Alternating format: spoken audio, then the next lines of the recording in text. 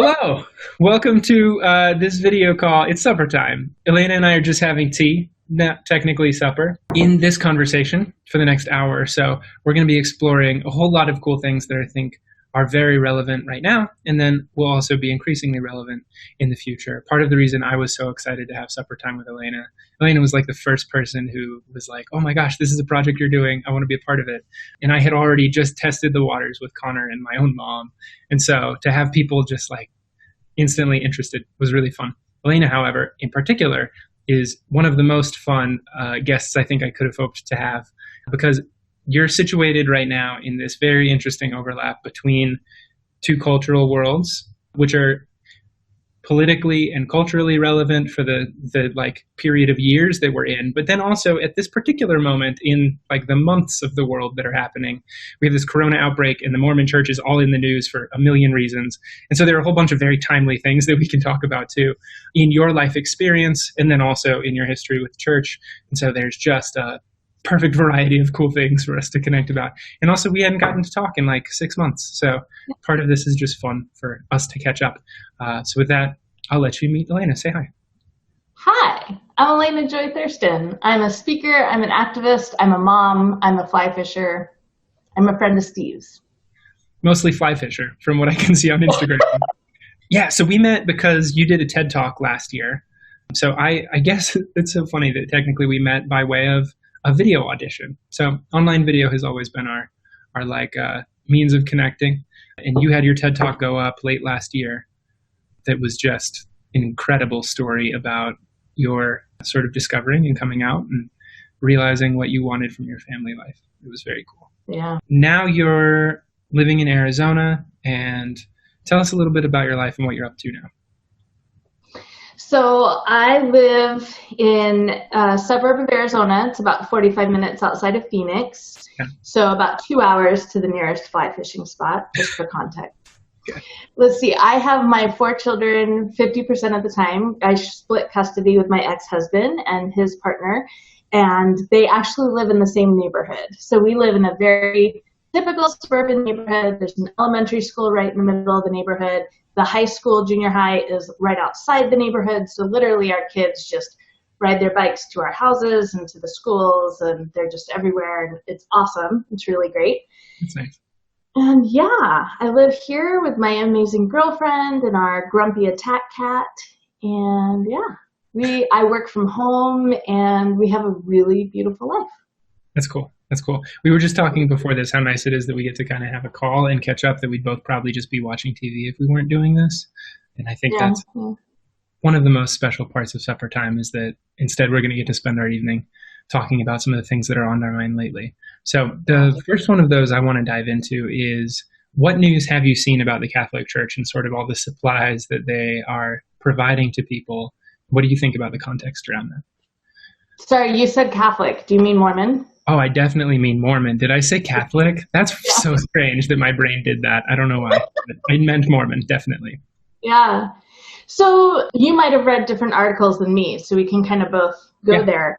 So right now, what's actually affecting me most is not the supplies, but the missionaries that are out right now. Everyone knows missionaries, the elders, the 19-year-old boys in the white shirts and ties. Oftentimes they're on bikes. So up until 48 hours ago, they were still knocking on doors, shaking hands, going house to house, proselytizing.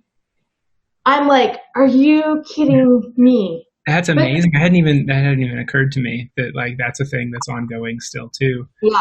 And so today we're recording this on Thursday, and last Sunday, the missionaries get to call home once a week now, which is awesome. And so I have a nephew who is in the Philippines, and he called home, and we were like, what's going on? And he said, oh, it's no big deal here. Nobody's sick.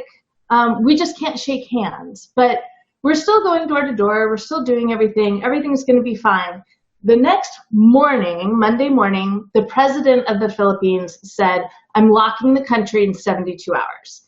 If you're foreign, get out. And if you're supposed to be here, get here. Wow. And there's 1,800 Mormon missionaries in the Philippines.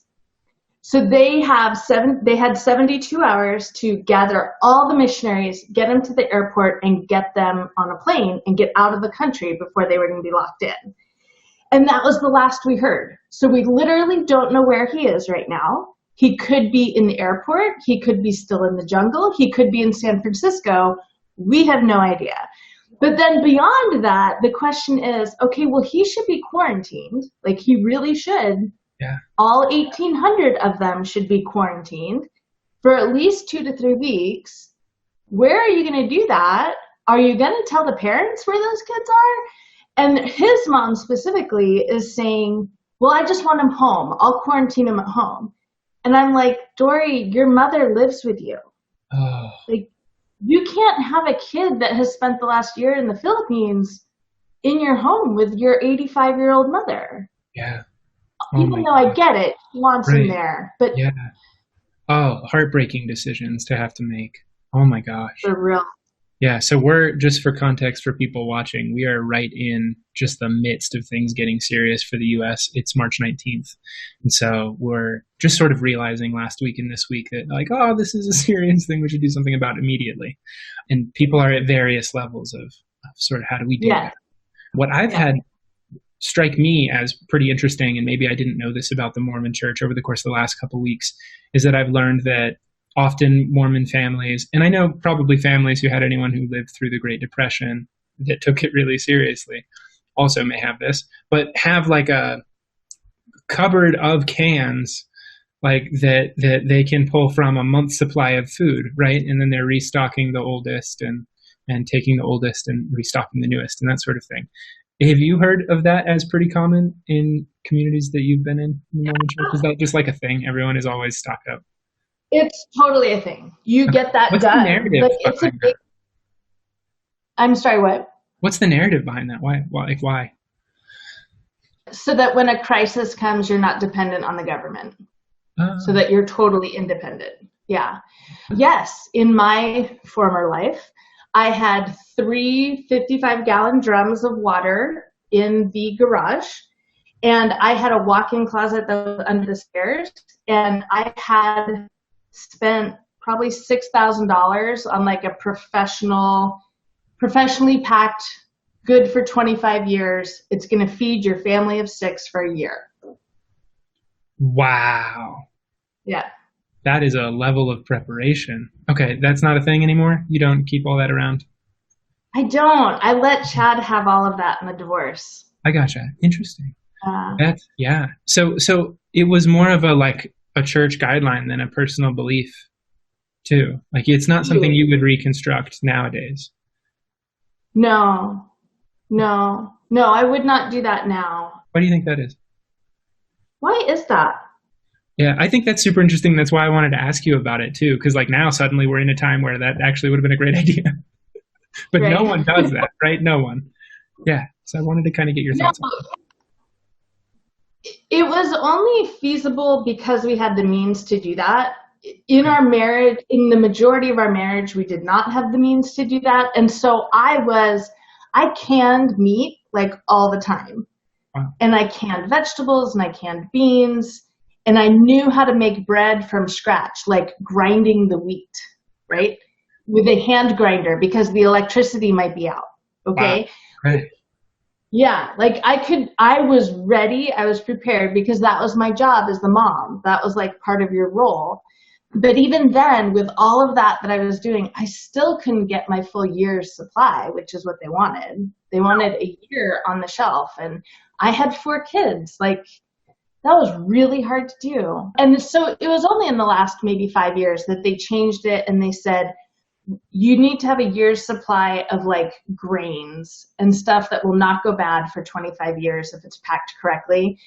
And then the other stuff we want you to have a 2 to 3 month supply of. So like vegetables and that kind of stuff. So that made it a lot easier. But there's another level on top of that is that you're also supposed to have your 72-hour kit. Have you heard this? No. Okay. So your 72-hour kit is supposed to be portable so that if you need to bug out, you can bug out.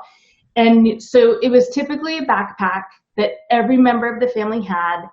And you had to keep it stocked with a change of clothes, a book, 72 hours worth of food, and other stuff that I can't remember, like a pack of cards. And probably once a year, it was like a church activity, like, okay, look at your 72-hour kit. What do you need to update? Do you have diapers for the nearest baby? Like, do you have all the stuff that you're going to need to live totally sufficient for 72 hours? Wow. Yeah. That was my next question too, is how is that enforced? Like, how do people, what is the social system around? Is there always just a church group where they like check in on how your stocking is going? Or does someone from the church like wag a finger at you every 3 months about your stockpile, or how does that work? Yes, I remember there was a meeting for the priesthood, not the women, but just the men. Of course. The heads of household. And there was a meeting. So all congregations are wards, and there's usually like 6 to 10 wards in a stake. So that's kind of the organizational system. And there was a stake meeting for all of the men. And when they got there, the stake president said, go home and get your 72-hour kit. I want to see it. Oh. And about half the men were able to do that, and the other half went home and didn't come back. Wow. Okay. Shamed out of the meeting. Damn. It's harsh. Yeah. Okay. Then did they follow up on that, or is that like all the point you need? Like now you have been picked and you're going to make your... Okay.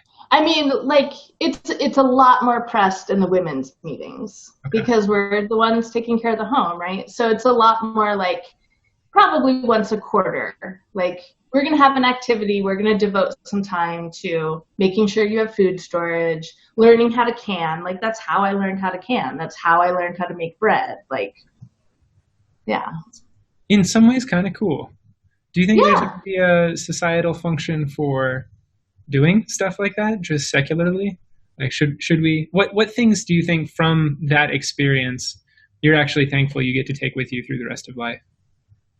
I really like that I know that I have the knowledge. Like, I still have my canner, and, you know, if the electricity went out and I knew it was going to be out and I needed to preserve all the meat in my freezer, I could do that. It wouldn't look good and it wouldn't taste good, but I can do it, you know? Right. So I like that part of it, and it gives you a certain confidence. Like, yeah, the world can go to hell, and I'm going to take care of my kids. Like, I have all of their birth certificates on a hard drive as well as copies. You know what I mean? Like, I have that ability to survive and to function if I need to, and to take care of my kids. I think that's the most important part. That's very cool. I like that a lot. I've been thinking a lot this year about sort of how to set up my own business, because I've been my own business owner for 5 years, for better or worse, and that has its ups and downs. And I think all the time about sort of what things I would do differently if I didn't worry about cash flow ever, period. And so this year, one of my goals is, can I save a whole year of cash in addition to what I'm actually spending and using, so that I do have that sort of, like, I think it serves the same purpose, right? It changes the things you care about long-term and the things you're doing day to day. And it frees you up to do the things you actually like really value instead of just the things that feel urgent and important. Is it the same way with sort of food and supplies? I think so, but I think that has an interesting intersection in that, like I said, once we got the means to just invest the money in the cans, put them in the pantry, and not think about it anymore, we did that. But there was so much pressure to get that done that quite a few people spent that $3,000 to $6,000 before they paid off their credit cards, before they had their own 6-month emergency savings, right? Gotcha. So that's like, to me, like you get yourself financially set, and then maybe you put away some food. Yeah, that makes sense. Yeah, you don't want to. Yeah. Okay. Yeah, the level of priority there is maybe just a little skewed by the rest of your value system, and so I can understand people making different decisions about that given their context. That's interesting. And then what surprised me as well is seeing articles about the Mormon church sending face masks to China. That seems completely like the opposite of how the world works in my head. Because I lived in Hong Kong for a little while and everyone has masks. China is not lacking for masks, right? So hearing like Utah is supplying all of the masks for China now. Okay, that's happening? What? Wait. So this goes all the way to the top then. The the Mormon church with their $10 billion hedge fund or whatever also happened to have put enough away of every reasonable supply for a good bit of their community, it seems like, too. Is that something you ever heard about? Yes, I've heard that. I mean, it could just be urban myths, but I've heard that everywhere there's a temple, that there are stockpiles of food and supplies, like underneath it. Wow. I don't know that that's true. I mean, I do know that the Salt Lake Temple in Salt Lake, there's underground tunnels going from like the church office building to the conference center to the tabernacle to the temple so that the prophets can walk around not on the streets, right? Wow. So that one is for real. And so maybe that leads to the plausibility of other stockpiles. Yeah, I mean, if anyone is going to do the secret stockpiles under churches thing, Mormons definitely have the brand to pull it off. That is amazing to me that sort of thing exists in the real world. Yeah, Sounds like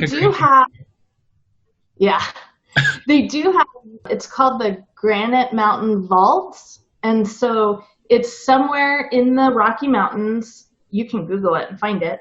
But there's a ton of security. You can't get in. And for some reason, inside that mountain is like the perfect temperature, the perfect humidity to like live and work and store information. And so everything about the church is backed up and in that vault. Whoa. Yeah. Okay, so they're going to survive the Yellowstone supervolcano and everything else. The Mormons are here to stay. Yeah. That's amazing.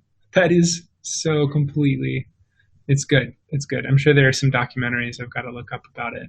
But that's really, really fascinating. It's so cool to hear just from firsthand experience sort of how they talk about that, the way it's all framed. I think there's definitely some virtue to that, right? There's got to be a balance between like the bugging out, prepping for the world to end that people do on Facebook, and then also having some cans around so you don't have to go grocery shopping in a situation like this. Right. Yeah. So I've been thinking a lot about that lately, and I think everyone else has probably too. But it's interesting because it leads to that mentality. And so there's maps out there that show like a map of the US and the colors represent like how much people have stockpiled just since this started. The most people that have stockpiled, it coincides exactly with the map of Mormon members in the United States. Oh, wow. Exactly. And so not only were they prepped, they were prepared, they were ready. And they still bought all the toilet paper. Yes, they did. Unbelievable. They had 500 years of toilet paper already, and they still bought all. Yes. Come on, guys. Leave at least one roll for the rest of us. Okay. Yeah. Wow. With that earthquake that just happened in Salt Lake, poor Salt Lake, there's just a ton of jokes going around. Like, did they get buried under their rolls of toilet paper when the earthquake happened? What a situation. What a whole situation. Okay. Did you grow up in the Mormon church? Well, I joined when I was 16. Okay. So, kind of. But you married your high school sweetheart?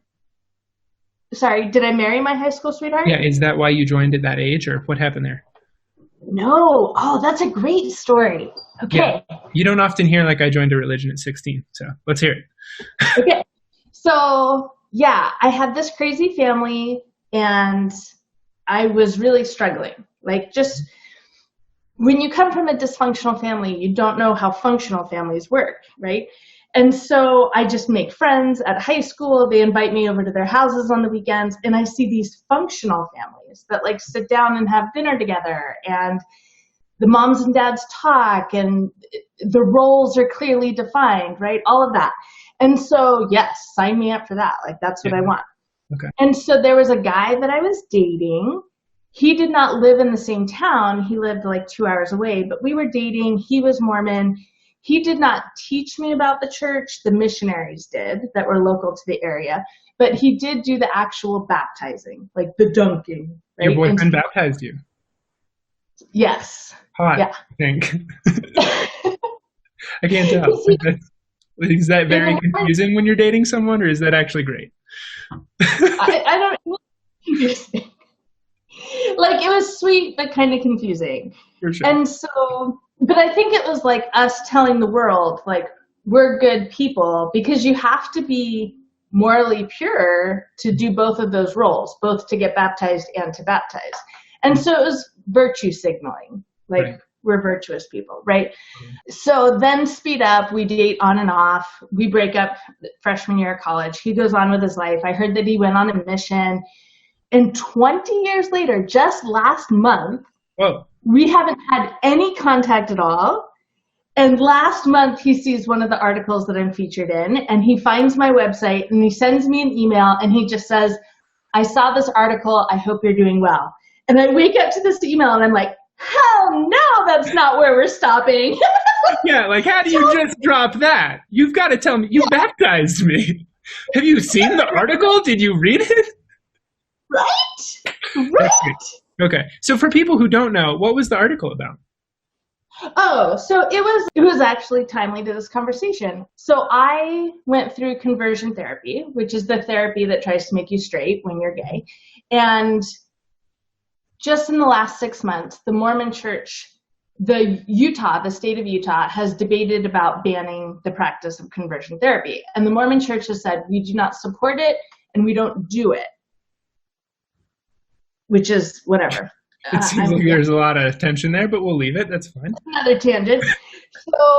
So I was speaking up and saying to reporters, like, okay, sure, maybe they don't do it right now. Like maybe they don't hire counselors to do that right now. However, when I was going through conversion therapy, I had to pay with my little credit card at the end of every session, and my therapist often forgot to take my card. And so I'd have to pay a couple sessions at a time, right? And one of those times that happened, and he took my card and he's swiping it and he's saying, yeah, I always forget with you because you're the only one that actually pays me. Everyone else, their bishops pay for them. Oh, that makes me so mad. What?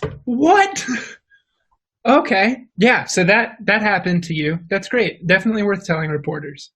Yeah. Holy shit. So the article that he found. But no, listen, it gets better. Well, not. Oh can it? It's already so intense.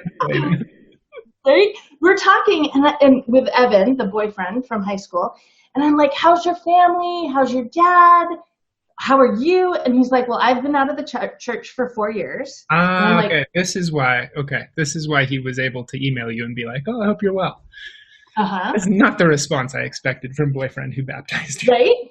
Right? Yeah. So you've been out for 4 years. How does your dad feel about that? Because he was the only son. His dad is an educated, wealthy white man. Like Mormons love that. I knew he was going to climb the ranks, right? Yeah. And I'm like, how does your dad feel about you being out? And he's like, my dad left in 97. Whoa. What? Whoa. What? So I'm like, Evan, why? How is this possible? And then listen to this. His dad is a lawyer. His dad was serving in the bishopric of their ward, their family ward. So he wasn't the bishop, he was like the counselor. And the stake president came in to talk to him and said, listen, we have a child molester in the stake. I need you to defend him and keep it hush-hush. Ooh. And so he walked out and he never went back. Wow. He got asked that directly. Yeah. Yeah, that's spooky as hell. I mean, those are the stories that you just like never hear about, but are, yeah, I mean, you straight up walk away from your life when that happens to you. You're like, oh, everything I thought was happening here is a lie. I have to go now. Yeah. Dude. It just gives me chills even thinking about that. I know. Yeah. Okay, cool. So you reconnected with the old ex-boyfriend. Yeah. That's so great. So he's doing well and y'all are friendly now. That's great. We're buddies. Yeah, it's really great. It's amazing how life can do that. And that was just last month. It really was. 20 years later. It is wild. It's awesome. He's married, has 2 kids, doing great. Cool. Yeah. So take me back then to next steps there. He went on, dated other people. You went to college. Where did the path take you in those days? Did you know early on that you were gay? When did you sort of, I remember from your TEDx story, but like, were there any hints or did you put all of that together in hindsight? There were hints, which I recognized afterwards. I gotcha. Okay. Yeah. Like there were so many times that yeah, I'm going to make out with a chick at a party because the guys will like it. Okay. Right. Yeah, totally. That's how I would twist it. Like, the guys are really interested in that. Of course I'm going to do that, right? And I really thought that every woman found every other woman attractive. Like, I really did. And I really thought it was never like you needed to have a conversation with people in the church about being gay. It didn't even occur to you. No. Cool. That's fascinating. Yeah. Yeah. So, but now your work is sort of in that experience of people who are out, but in that experience of going through college and having interaction with the church. So how does that inform the fact that you know you probably were the whole time, and had you been more supported, you probably would have discovered it earlier in your life.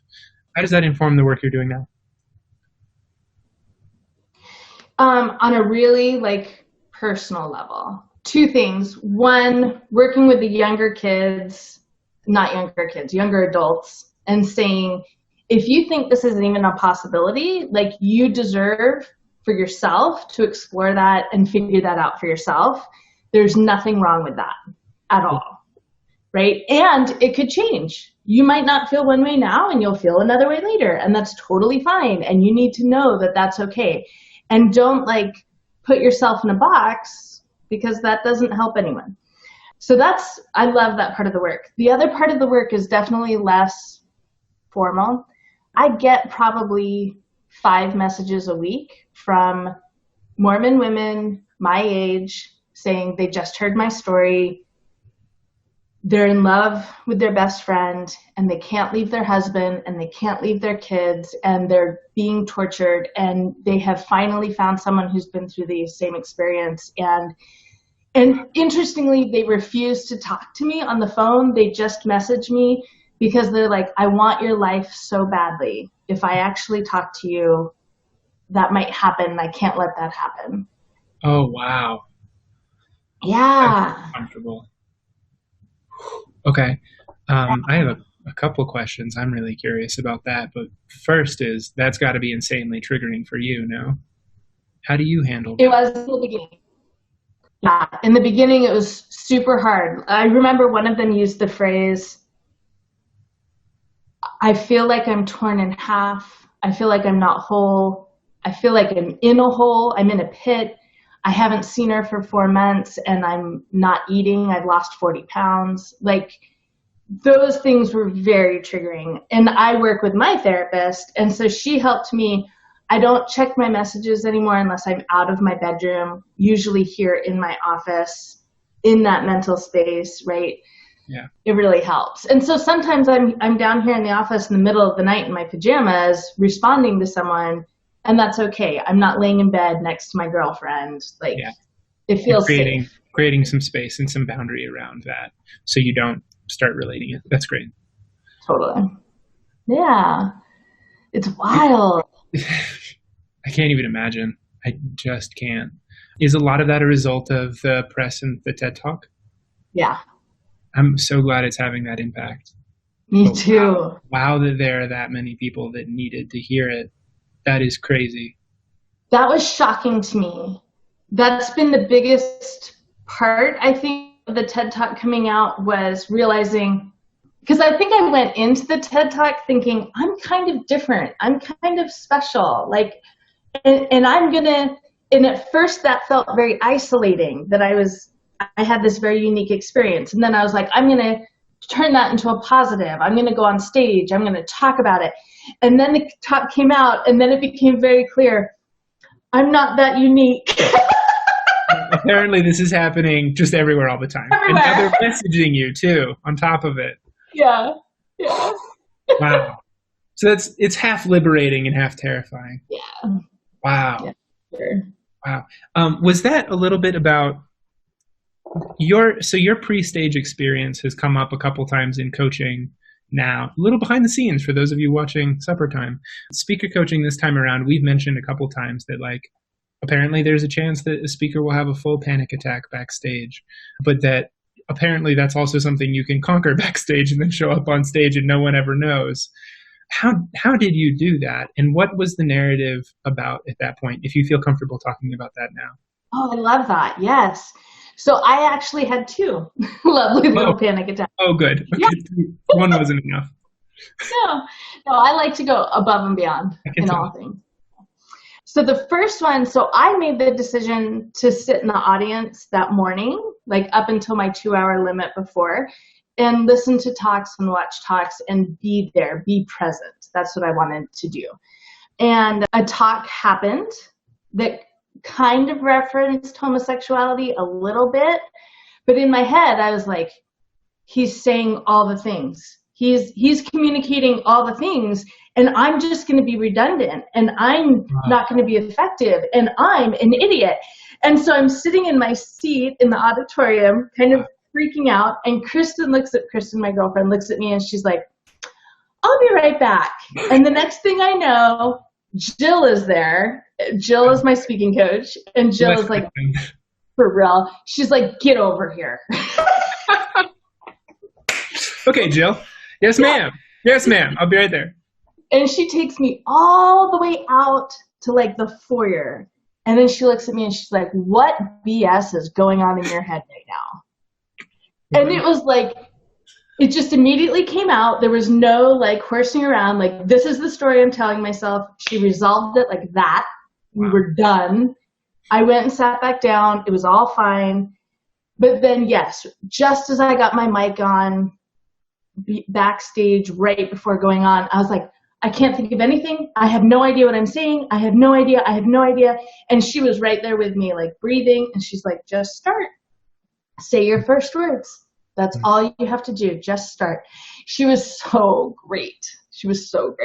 Yeah, Jill is a superhero when it comes to that, because she has dealt day and night with various versions of all sorts of internal stories in the people she coaches lives, in her own life, in her kids' lives. She's just just like aware of like, okay, what are the stories doing to your life, and how do you actually manage that to get the outcome you want?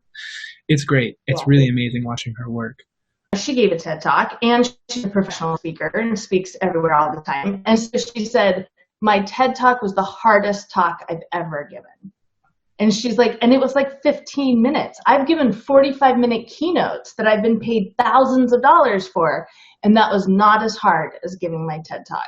And hearing that was like, okay, I'm supposed to feel this way. This is normal. This is good. Yeah, I think a lot of people, just because of the situation, right?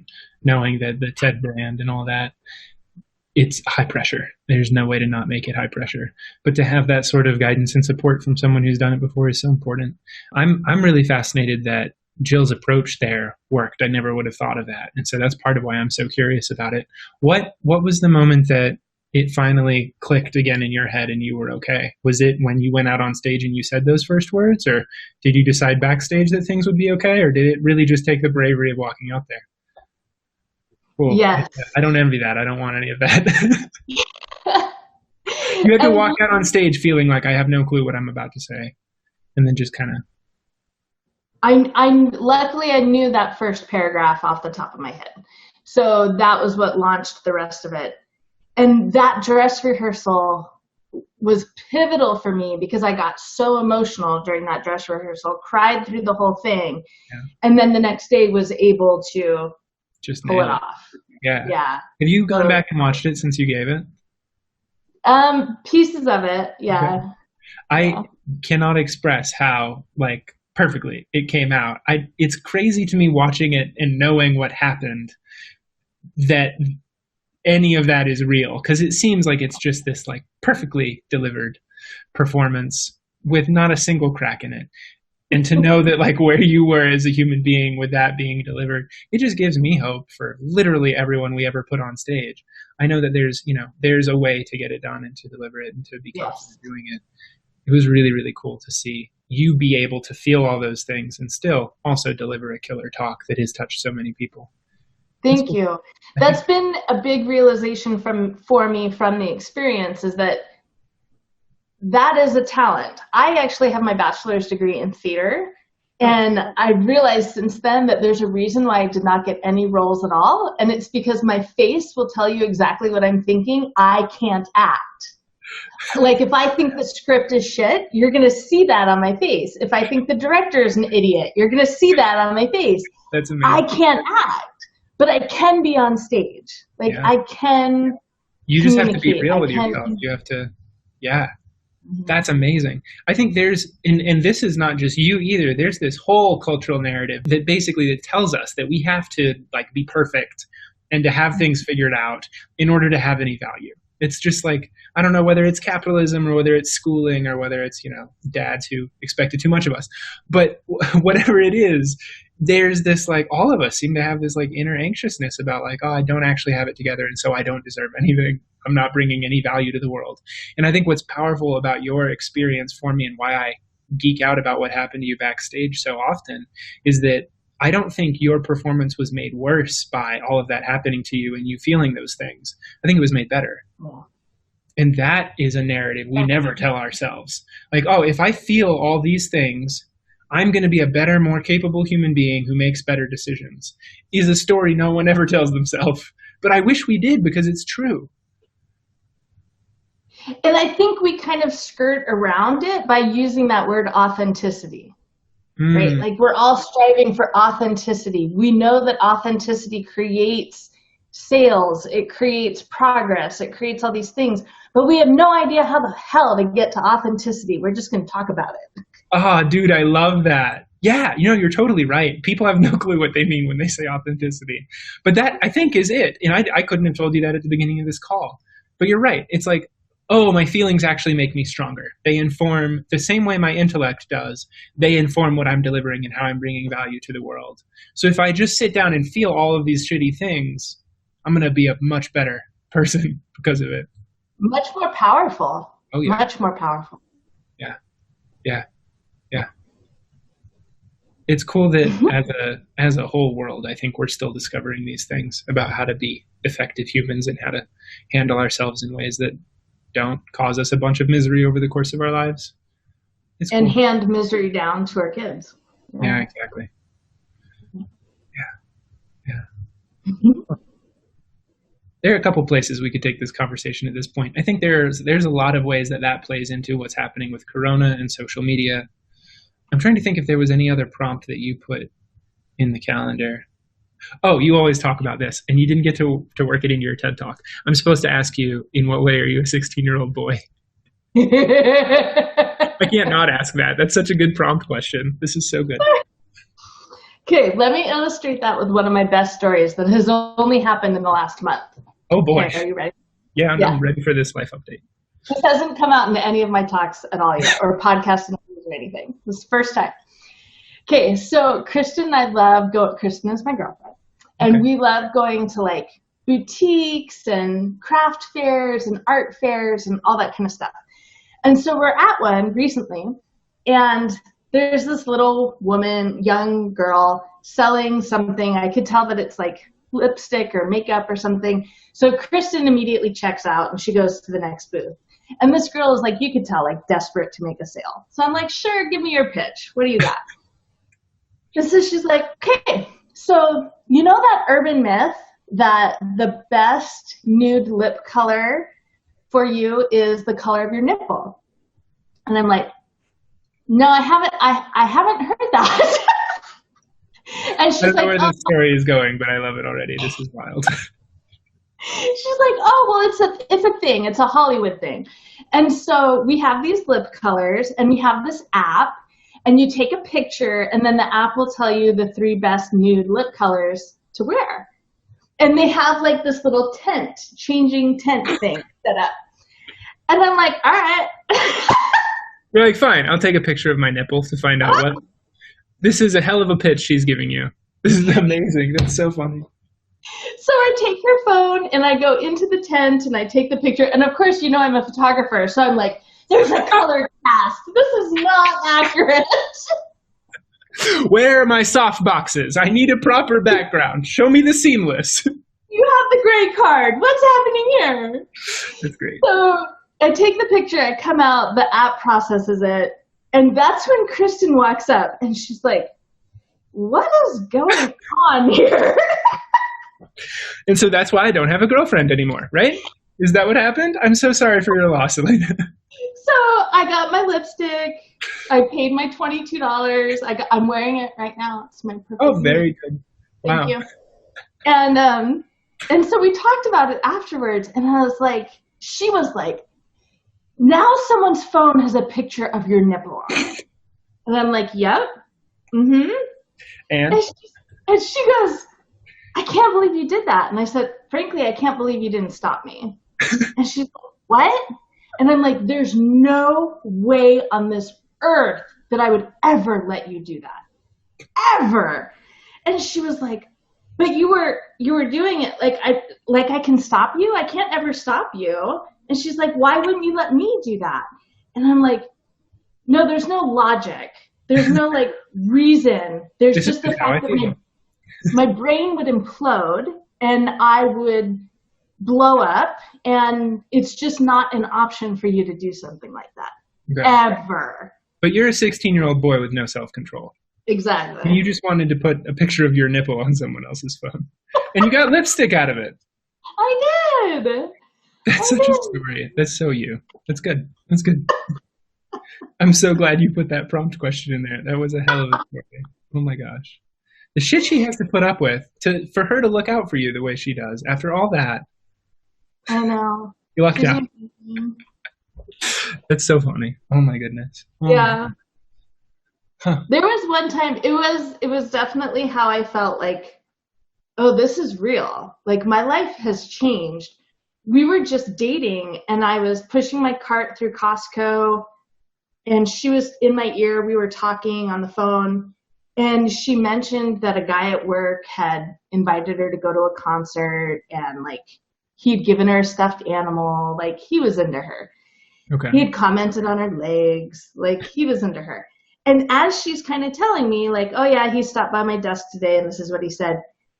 And I stopped and like my world was like going like this. Oh. And she was finally like, Elena, are you there? Are you there? And like, I kind of woke up and I realized that I was like grasping the cart. Right. Like, the vein in my head was popping out and people were looking at me like, what is going on? Feeling a twinge of jealousy over here, that's all. A little bit of rage. Wow. A little bit of rage. And I had never felt anything like that in my marriage. Ever. Wow. Ever. Wow. And his mentor was a woman. She was wonderful. I loved her. And she's our age, and she had just been in the business a little longer. He would go out to lunch with her all the time. And his mother would be like, that's not appropriate. And he'd be like, Elena, do you have a problem with it? And I was like, better her than me. Like, go. There you go. All right. Yeah, it's a different experience once you start feeling jealous. It's crazy. I thought I was so evolved. Yeah. I thought I was like more mature than ever having jealousy. Like, what do you think now? I'm not mature at all. Not at all. At least you've come to terms with it. Are you a jealous type? I don't think of myself that way. I definitely feel jealousy, but I am comfortable talking about it. And then once I like can get out of my head about it, it gets better pretty quick. But if I don't talk about it, really? Oh, it's so bad. Yeah. I had a relationship really early on that like it was clear we weren't going to end up dating each other long term. And so we both kind of opened the relationship and dated other people and both got really jealous and had that experience pretty early on in life. And so we figured out how to manage that early enough that I think it ended up being useful kind of in all of my dating relationships. It's cool to understand that communication can happen in places where you don't think it can. And you kind of just assume that it's going to make everything horrible, right? You're like, if I bring this up and I talk about this, it's the end. Like, there's no way a relationship survives this. As it turns out, acknowledging it often just makes it not an issue anymore. Like the problem was actually that you weren't acknowledging it. The problem wasn't the thing you were imagining. Yeah. Usually it gets deeper and better after that conversation. Yeah. But that's hard to remember in the moment. Oh, it is. It is. And a lot of people just are unwilling to make that leap too. Like it's really, really, really scary. And for genuine reasons. I think people can tell themselves that narrative, right? I mean, it comes right back around to you and being on stage and authenticity and all this, right? We have this narrative that like, if I don't feel things completely, I will be better. So long as I avoid these feelings that I should not be having, I will be able to function appropriately. I have to manage my feelings and I have to overcome them. And like, that's not it at all. You got to feel all of the shit and then also share that openly with people and stop judging yourself for it, because it doesn't matter. Like, nothing matters. The fact of the matter is that all of us are going to be dust in a billion years. The sun is going to expand and the earth is going to boil, and like, nothing will exist. And so for you to sit there and tell yourself that who you love or what you're doing or literally anything that you could have an opinion about matters is ridiculous. So for people to live their lives around these judgments, it just gets me every time. I would so much rather people just be honest about it if they're feeling shitty, but like honest and open, and like, let's engage in that. Let's not feel bad about it or avoid it or Okay, but I think that catch-22, right? Like, you make the point, like, it literally doesn't matter, and yet that is the excuse to not go into it. That is the excuse to not feel it, because it doesn't matter. It doesn't matter. Yeah. But which version of that makes things worse, and which version of that makes things better? I think people sometimes just have to try it out a lot to realize that there's one of those that makes it better, one of those that makes it worse. Yeah. And some people, the lucky ones learn it early. Some people figure that out at 80 years old, and some people figure that out at 20. And all of us learn it for different things at different times. And it sucks, but it's life.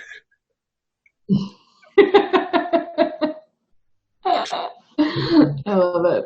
Okay, so there are some things that are kind of timely that I did want to make sure we talked about a little bit. And that is, you're dealing with, I think, a thing that a lot of people are dealing with. And this time you don't have to underestimate that everyone else is dealing with it. I think you know that there are probably millions of people who have families that are separated, that are trying to deal with quarantine and kids. That situation is totally fascinating to me. We talked about it a little bit before the start of the call.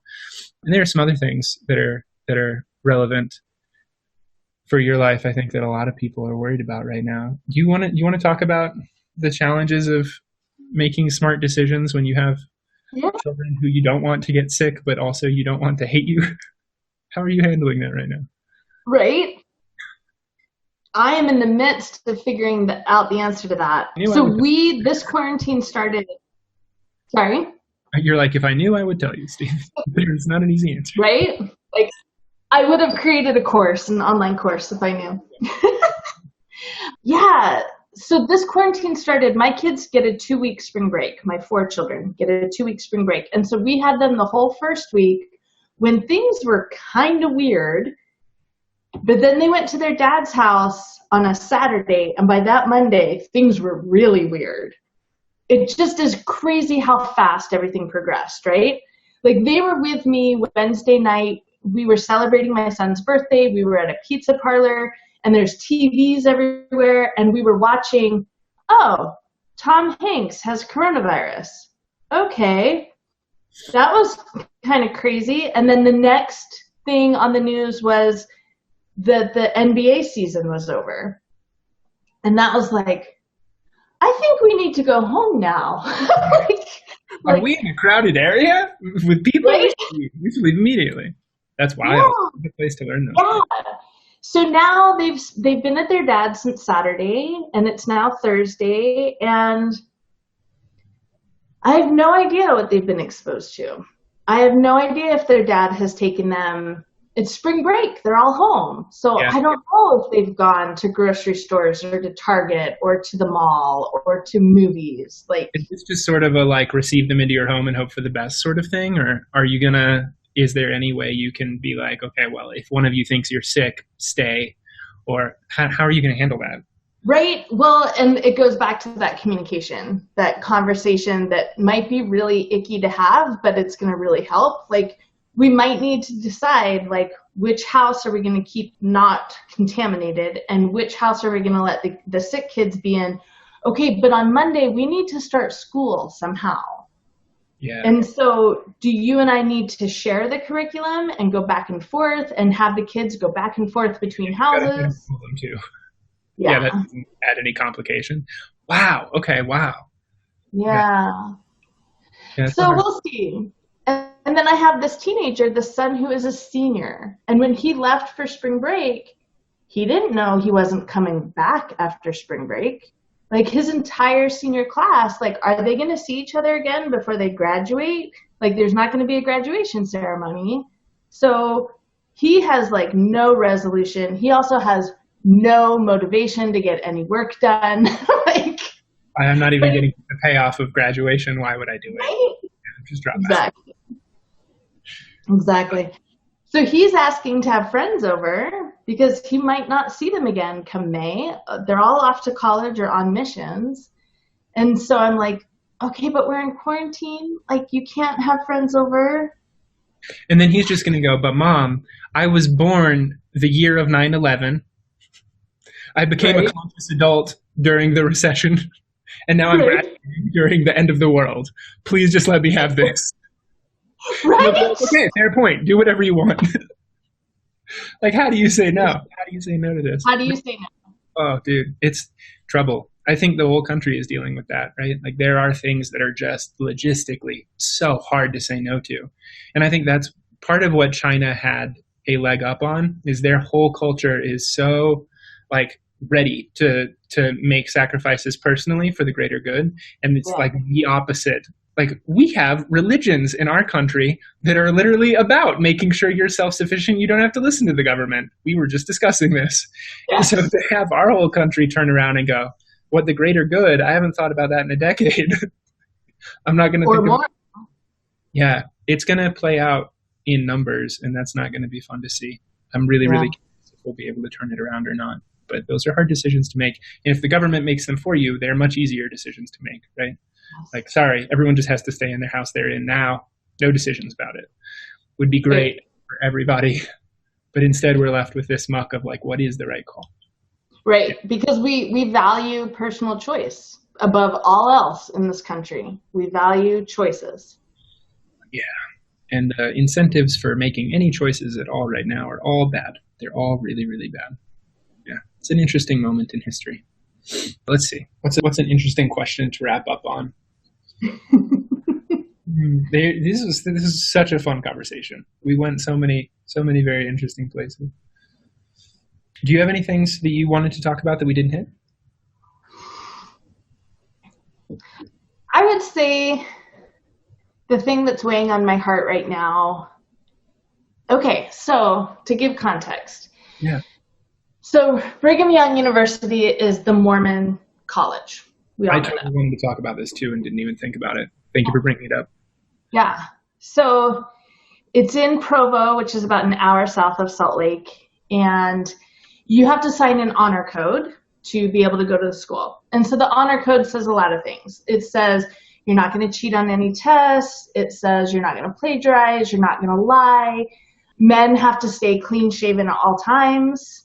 Your shorts have to be knee length or longer at all times. High school. Yeah, like a lot of rules. And you interview once a year with your religious leader, your bishop, to make sure that you're still obeying the honor code. And there are surface level issues with that, in that there's a lot of BYU really invests heavily in their sports because they look at it as a missionary program, that every time they go and play another school, they're being exposed to Mormons in a positive way. And so that's a really huge investment. It's why they have a massive contract with ESPN.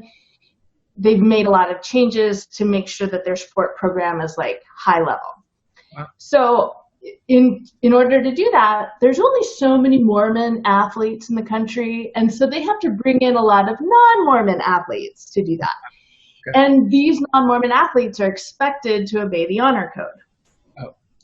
And when they don't, because I don't know, a 20-year-old boy has sex, he gets kicked out of school. I know. He did what? Shocking. They get kicked out of school when that happens? Yeah. You disobeyed the honor code. And the feeling is, don't go there if you don't want to obey the honor code. But you have some kids whose parents are only going to pay for school if they get in and go to BYU. And it's very affordable for members, for Mormons. It's very affordable. So there's a huge incentive to do that. And then the next layer of complication is that if a girl and a guy are on a date together, things go a little too far and possibly against her will, she's not going to turn him in because it means she violated the honor code and she will get kicked out too. So there's a lot of like, don't say anything because you might get kicked out. So there's a huge Instagram account called Honor Code Stories where people are able to express, this is what happened to me, and I'm not saying anything and I'm anonymous, but I need to express what happened to me. So that's massive. Okay, so that was everything. By the way, I hadn't heard any of this story, so this is awesome to hear it from you. I hadn't really gotten to read the articles in detail, and I wasn't familiar with what's up. That's crazy. Yeah. So part of the honor code is no homosexual behavior. None. No homosexual behavior, or you will get kicked out. Okay, so there's that. So 2-3 weeks ago, the church's Twitter account. Does that include, sorry, joke here, but does that include like dressing well? Are they gonna, if you show up in jeans that fit as a guy, are they gonna kick you out? Or is it, how do they draw the bar there? I don't understand. It's enforced. Yeah, it's enforced by the professors. And so it's up to the professor to say you have clean grooming or you don't. And it's also enforced, all the tests, all your tests, your class tests have to be done at the testing center. You don't do them in class. So you go to the testing center outside of class to take your final or your midterm or whatever. And the testing center really enforces all the dress and grooming. Like all the guys have to be totally clean shaven. Girls cannot have more than one earring in their ear. If you have multiple earrings, that's against the honor code, like the whole thing. Yeah. Okay, so 3 weeks ago, the church's Twitter account announces, just so everyone knows, we're changing the wording of the honor code to not reference homosexuals. We just want everyone to obey the law of chastity. That's the focus. We want everyone to obey the law of chastity, which means you can hold hands, you can kiss a little bit, but you can't like have sex, you can't do other things. So people were like, what? And so that for like 3 hours, there was a barrage of phone calls to the honor code office, to which they, in the first hour, they had no idea that there was going to be a change. And then in the last 2 hours, they were like, okay, yes, we're only going to enforce the law of chastity. We don't care if it's homosexual or heterosexual. We just, law of chastity, that's the thing. And so hundreds of kids came out to their roommates, to their professors. They were like, I've been so worried about getting kicked out, so I haven't said anything, but now I'm not going to be kicked out. And people were posting pictures, kissing their friend in front of the Brigham Young statue. Like, things went crazy, and it was so cool. And people were like, look, the Mormon church is progressing. Yay! Like, it was a huge, maybe all the horrificness will be over. Like, maybe this is a new turn. Maybe I'm just really cynical, but is there a but coming? I feel a but coming. Oh, no. Okay. 48 hours later, the church sent out a letter that said, you all are misunderstanding this. Homosexuality does not lead to eternal marriage, therefore it's not okay. Don't think that we're condoning homosexuality. You cannot be homosexual, have homosexual behavior, and be at Brigham Young University, because that does not lead to eternal marriage. Which was the absolute ridiculous thing to say, because not dating doesn't lead to eternal marriage. Yeah, there are a lot of things that don't lead to eternal marriage. It's a broad set of literally everything except for trying to get married. Yeah. So in that 48 hours, there were professors even that had posted YouTube videos, and they were like, either they came out or they were like, I want you to know I support you. I support my gay students. I think Brigham Young University is going to be a better, stronger university because of this. This is a good thing. So once the reversal letter came out, those videos were all taken down. and kids are freaking out. Wow. Because their life has changed. They came out to their roommates. Like, and even the housing situation is dictated. If you're married, you live with your spouse in married student housing. And if you're single, you have to live in BYU approved housing, which not only is there not co-ed living arrangements, they don't have co-ed buildings. Wow. Like, the entire building has to be female. So of course I'm thinking, yay for those lesbians. Like, they get to live with their partners. Happy gays in this situation. Yeah, definitely. Yeah. So we were dealing with that. And I was rallying with the unofficial Gay Student Association and was like, how can we help these kids? Let's have a fundraiser so that anyone who can transfer, who wants to transfer, who's not graduating this year, we can get them out of there. We can get them to a safe place.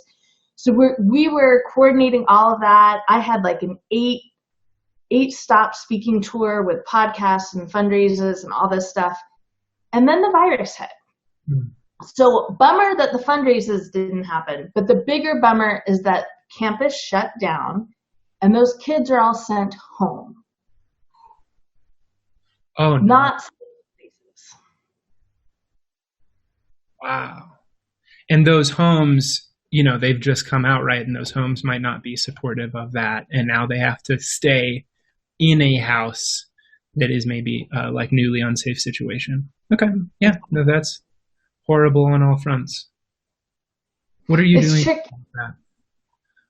So I am trying to, I think I'm going to start a Patreon community because they have a lot of great chat features, community features, videos. Like, it seems to be a great place to keep it all in one place. Okay. And the funds, I'm going to allow people to financially support students to be in the community so that they can have a place to be heard. Oh, that's really cool. Like a student sponsorship sort of. Yeah. Wow. That's because we had all these people who really wanted to help these students, and now we don't know how to help them. Right. So this is the way we think we can pull it off. Like give them a safe space, and that's really interesting, and resources to do something with. Because there's an amazing gay alumni association for BYU, which is really great. It's really great. Mm-hmm. So they are ready to take care of these kids. We just have to reach them, which is the hard part. Yeah. What does that look like? Like on the ground, how do you actually reach out to kids in this? Well, home, right? Yeah. The first thing we can do is if they're registered with the unofficial Gay Student Association, they have their contact info, right? But other universities have student service, LGBTQ student services, and BYU does not, obviously. They don't even allow the Gay Student Association to meet on campus. Mm-hmm. So it'll be a lot of like finding all the Instagram accounts, getting all the word out through there, right? Especially BYU Honor Code stories, like that one is just massive and a lot of people are on there. So are you in touch with the Instagram account, whoever runs it, so that you can connect? That's great. Okay. So I know you're still thinking through the business model and how it all works out, but when you figure that out, shoot me links and I'll make sure to share. That's so interesting that is a problem that we're having in 2020. It's not okay. Right.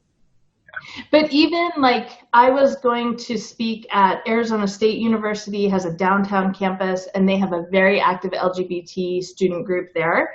And I was going to speak to them, and I got the email from the student president saying, okay, we've shut down campus. We can't do this activity. And I said, where are you going? And she said, I have to go home, and my parents don't know about me, so don't tag me in anything. Like, don't out me, basically, is what she's saying. Yeah. And that's not BYU. That's Arizona State University. Like, yeah, it's still a big deal. People think in this day and age it's not a big deal. It's still a big deal.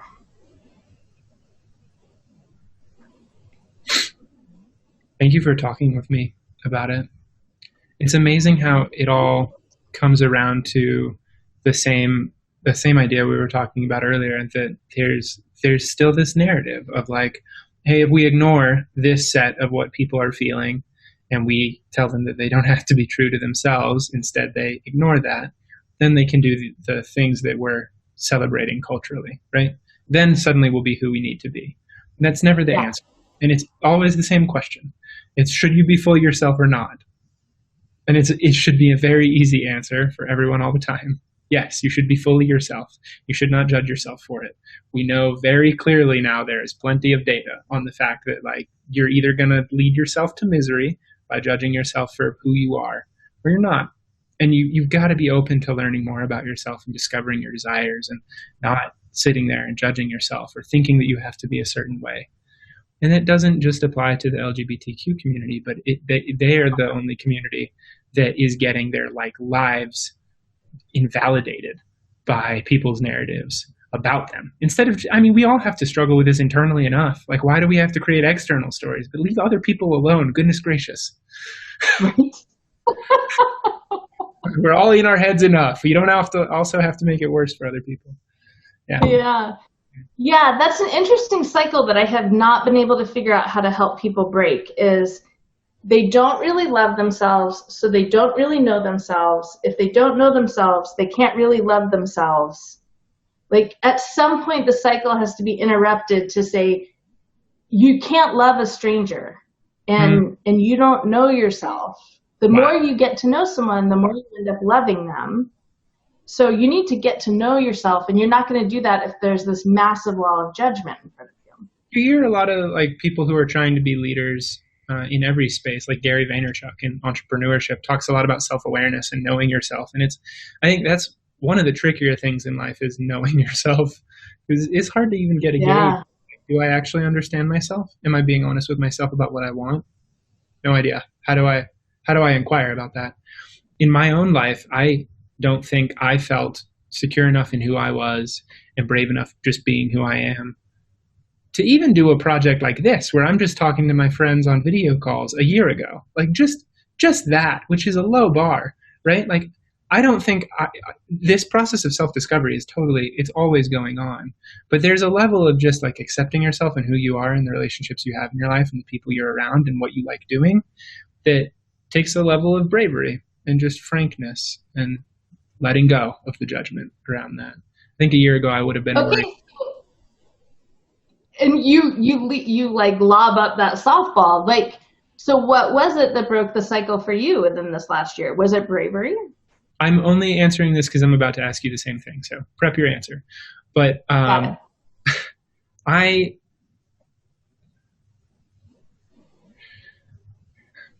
this time a year ago, I think I was still pretty convinced that I could manage what other people thought about me. Yeah. Which is funny because I had just been through a year of like, for the first time in my life, people really truly hated me, who I thought loved me. They like shifted their opinions of me overnight, and like, I don't talk to those people anymore. And that had never happened to me before in my life. And so that had all just happened, and you'd think at that point I would be like, oh, okay, it doesn't matter what people think of me. But no, instead I tried to like hyper fix it. During early 2019, I guess I was like, no, maybe if I just behave differently, then I can control what people think of me. And I think it took me all of 2019 to get to a place where I just there's no attachment anymore to what people think of me. And it had to happen. It had to happen. Because otherwise it's so unhealthy. It just takes over your life. It creates obsessions about things that you don't need to care about at all. And then as a culture, like we're kind of incentivized to do that. Like there's so much about life that's about what other people think of you, from degrees to jobs to status to no one is going to tell you you shouldn't worry about those things. That's seen as like healthy and socially aware. It's not. It's really, really, really, really, really, really unhealthy. And so to learn how to catch and how to even make distinctions in, okay, what things are actually like me trying to be a healthy, productive member of society, and what things are me caring about things that are out of my control. I think every celebrity has to learn this, right? Because they're just thrown in the shit. And they have a bunch of people who don't know them making opinions about them. And it's easy at that point to be like, okay, these people don't know me, and they have opinions, and those opinions aren't about me. But I think the rest of us who don't have huge audiences have to learn that the hard way. That even for just our friends, not a huge audience, they don't know us.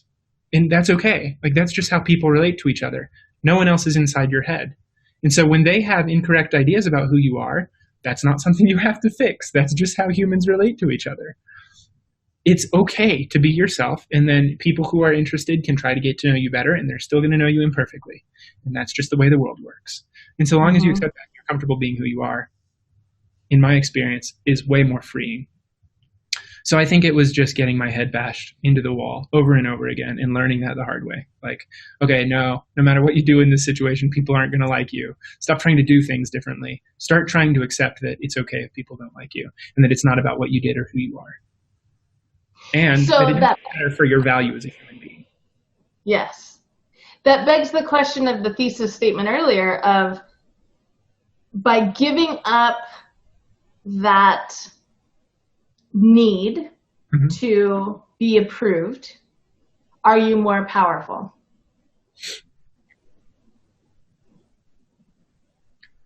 In ways that matter now, that I don't think were ways I realized before. Yes. But I'm less powerful in ways that I thought mattered. You know, like there's some power that I'm like willingly giving up there. And maybe that's because it's power I never really had, right? We all have this imagination that like, okay, people love and respect me because of what I have done and who I am. And that is a total figment. It's just a total figment. Yeah. So yes and no. But in your life, was that, how did you, because the reason I wanted to ask in the first place is I hear you talking about like these kids, how do we save them, right? But we both know that we had to save ourselves. So what was that in your life? What woke you up?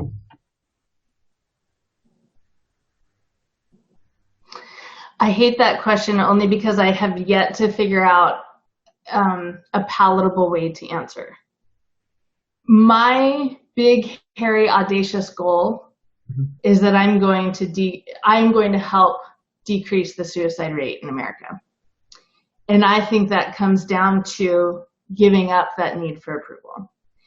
And that is what got me to my place of being very close, not being here anymore.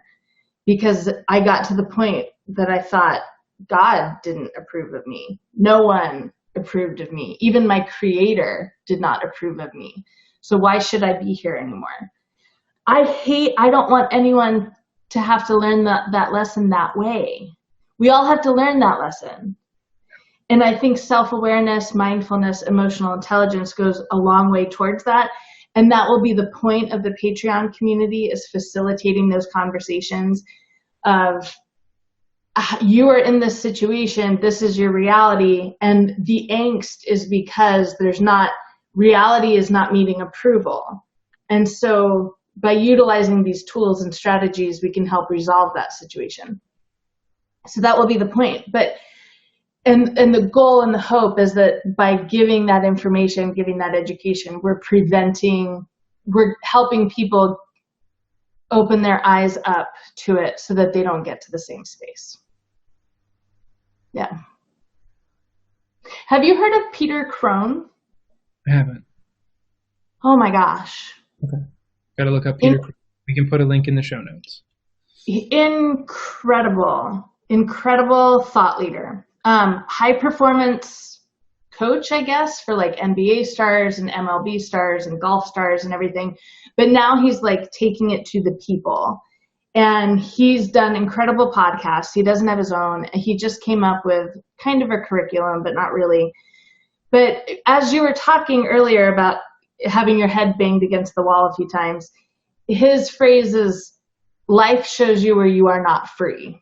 And it will continue to show you that until you free yourself. Yeah, like I've heard that like you learn a lesson over and over again that the universe wants you to until you get it. Christians talk about this, and like, I'm in this season of life so that's how I grew up, right? Thinking about it like in seasons of learning. I love that too. Yeah. And I you're right. Like sometimes the lesson just gets delivered to you in different fashions until you get it. Until you get it. Yeah. Do you think there's a way, I think there's a way that people can learn that lesson without having to question whether or not they're worth being alive, like no one should have to wonder if they are valid as a human being living on the planet. Like that is just terribly designed narratives on the part of the people in power. No one needs to be telling stories like that. That is a like actual crime that should be outlawed. You should not be able to tell stories about people that make them question whether or not they're worthy of life. That's ridiculous. But the cynic in me will say, but Steve, we're all going to be dust. So do we all really matter? Yeah, but that's the, do we all really matter? That has to be the thesis of it, right? Is like, it shouldn't be shame. It shouldn't be like, it can be, I don't care about it. That's fine. But we shouldn't give people like reasons to feel this intense level of shame. And I think we do that for ourselves. We do that for other people with the stories we tell, and we have to be really careful about those stories. When you started telling yourself a different story and you found a way out of, it's not worth being alive anymore, what gave you that new narrative? Every day became a gift. I am alive. I am here. And I was so close to not being here. And the narrative that had been in my head from my therapist was that you are damaging your children. If you are authentic, you are going to be damaging your children in a huge way. And so that was the first day I thought about suicide. It was the thought of, okay, if I can't be who I am without damaging my kids. And so then to wake up, literally wake up from all the meds I was given, and to realize my kids need me here. And they need me who I am. It was just you realizing that narrative was wrong, just calling it at face value. That you weren't hurting your kids, you were helping them. And that was your decision. I wouldn't say that it was like a quick shift. Like it had to be just numb for a while, right? Like when you're in this space trying to get to this space, you have to go through that numb period. And like I said in my TED Talk, I was constantly monitoring those thoughts because my thoughts had been dominated by suicidal voices. And so once those were gone, because the chemistry in my head had changed, then it was like, oh, look at those thoughts I'm having about myself. That resonates or that doesn't resonate. Okay, I'm going to invite more of that, which resonates into my head. And so it was like this swinging of the pendulum, right? I love that. The reason that I asked that question and that I answered it myself first is that I think this is the season of life I'm headed into, is understanding how you discover what you want with clarity.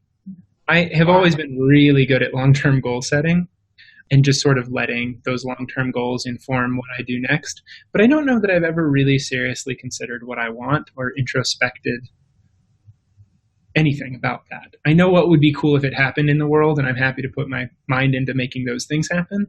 But I have a lot of fun doing that. And so I don't have a lot of reason. I'm very fortunate to like not have to question whether or not that's what I want, because I'm having fun and like, cool.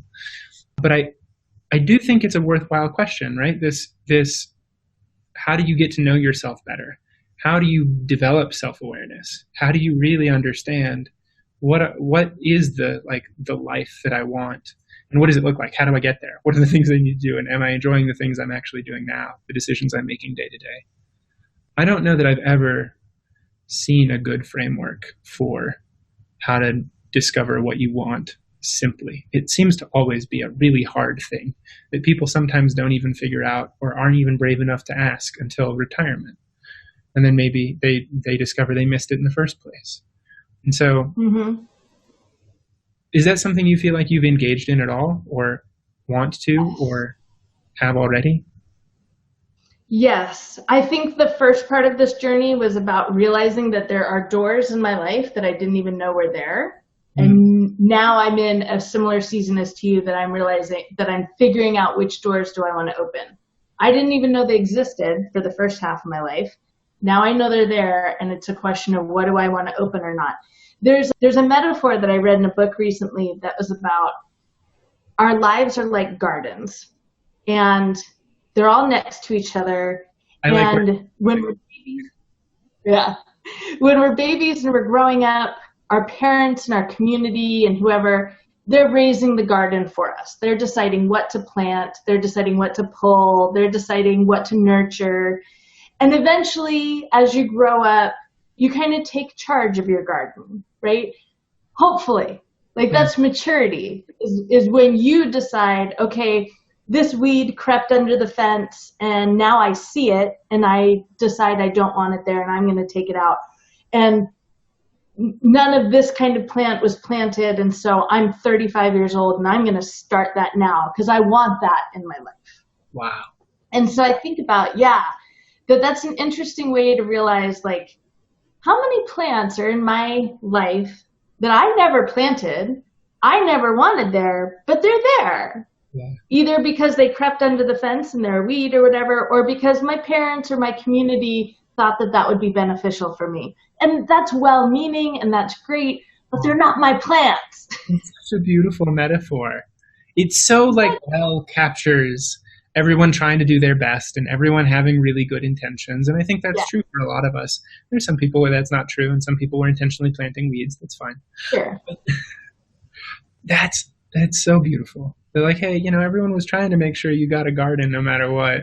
Right? Is it your garden? Have you considered what you actually want it to look like? That's cool. That hits home to me in a way that I don't think other frameworks about how to think about what you want had. Because I definitely am familiar with the idea of like, okay, school tells you what to do, jobs tell you what to do. And then it's easier to not tell yourself what to do. It's easier to just keep letting your job and then your family and then your retirement responsibilities and your old folks home tell you what you should be spending your time on. It's just so much easier to do that. And it takes a lot of bravery and a lot of just stepping back from the things that feel urgent and important to do some intentional inner work to figure out what you want in your garden. And that metaphor gives you such a good way to frame that. Thank you for Yeah. Wow. Well, you're definitely a plant that I want in my garden. I'm really glad that we got to connect over supper time. Me too. This is awesome and such a good idea. Yeah. Really good idea. And I really loved your course about how to make it real, how to make it genuine, to do this video conferencing thing. Obviously I'm a photographer, and so I was like, yeah, that is why it's so distracting, this little thing that's down here in the frame, right? It is subconsciously really distracting. And so there's all these ways to make it so we are just chatting and focused on each other and engaged. Man, you served up a perfect softball there for me to plug myself. This is great. I'm glad we're serving such great softballs. For those of you who don't know, I just built an online course about how to have video calls that aren't terrible. It is really just sort of this is a thing that needs to exist in the world that I haven't seen yet, so I made it. It took a day or two. It is not impressive or well made, but it is very useful. And it's everything that I know as someone who has a 4-year degree in photography and composition and lighting. It's hard won, and it's all really counterintuitive. And so I needed to put it somewhere so that I didn't have to explain to everyone I have these calls with sort of what to do. And then I think it's going to be useful as a product too. So I'll include a link below when I finally have a sales page for it. But I think it's, if we're all going to be on video calls, why not at least be able to see each other and treat each other like we're here? I think once you get your bandwidth figured out and lighting and sound and all that, it's pretty easy to have a video call and feel like you're there with someone. I feel like you might as well be here at my kitchen table. And so it's good. I'm glad we live. I can travel to Colorado. Yeah, that wouldn't be too bad. We have some fly fishing. You should come visit. I will. Yeah, good. Jill has been like, when are you coming? When are you coming? When are you coming? Now, come on. Well, hey, we have another TEDx event on September 18th, I think. The date hasn't been announced, but it will be soon. And you should. That'll give you a good reason to come out. The weather's great around that time of year. I think you were out during September in Colorado before, right? Yeah. It was awesome. It was a life-changing trip. It was a good time. I think my favorite moment of our whole TEDx event from last time was you live streaming outside of Focus on the Family. It was just so very rebellious. You were a 16-year-old boy out of control. You don't have to do anything. Actually, it's great. Keep it up. I have realized that's my authentic power. Like when I give in to those feelings, I have a lot of fun. That's great. There you go. Authenticity at its finest. Thank you for joining me for supper time. This was wonderful. Yeah. Thank you. Cool. This was awesome. Yeah. What year were you born? 92. What year were you baptized by your boyfriend? 95. And then his dad left the church the year after that. Holy shit. Wow. Yeah. Life comes at you fast, man. For real?